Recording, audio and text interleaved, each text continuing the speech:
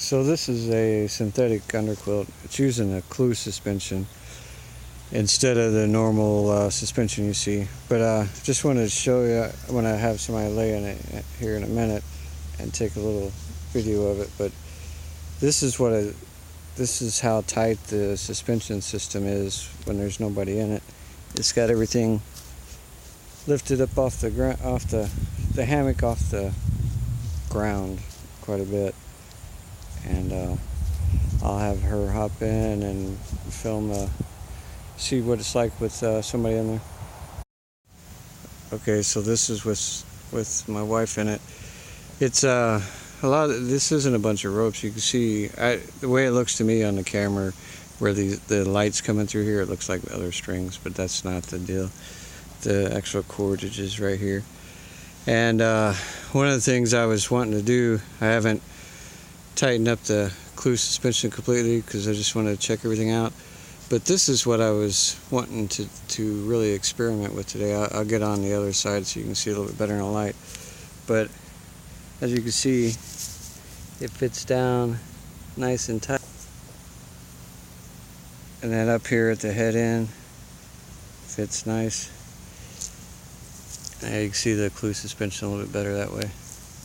So one of the things we've had a lot of people asking about selling these because they use them, or they're interested in them and they want to buy one. And like I said, I haven't done the clew suspension tight yet, but so typically these are done with a little metal descender ring right here, and it just slips over the continuous loop like that.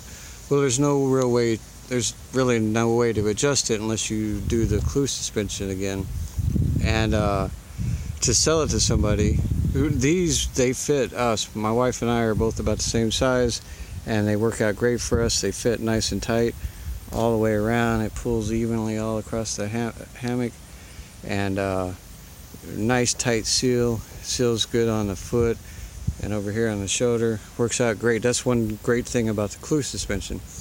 But as far as selling it, making them to sell to people, what if they weigh 100 pounds more than us, and then the suspension is too tight? Now the only way they can adjust it is by completely redoing all this stuff. So what I'm trying to experiment with is I got this little buckle. It's got an adjuster on it, and so now the length of this, I can loosen it up and give it some slack, and I can do the same thing at the foot end. So that's what we're doing with this. This is my underquilt. It's I just built it. It's good to 10 degrees. It's rated for 10 degrees. It's synthetic climate shield, and with that clew suspension. I like the clew suspension a lot better. My wife's had hers. I've used it a few times, and I really like it. And so I wanted to build myself one, but then I decided to kind of experiment with this adjustment to see if there's any way we can make it so if we sold this type of underquilt and somebody was bigger, they could just adjust it a little bit and loosen it up, because this fits pretty nice, real nice and tight, even down to the foot end and everything. So that's it. I'm going to experiment with this some more, and if it works out good, if it doesn't loosen up overnight, and kind of determine how long to make this adjustment. I don't think I'd have to make it really long, because a little bit of adjustment goes a long way. But that's it. I just wanted to show what I'm doing, because a lot of people have been asking about buying these underquilts, because they've seen ours out on display or somewhere else, and always asking how much they cost and if we make them to sell.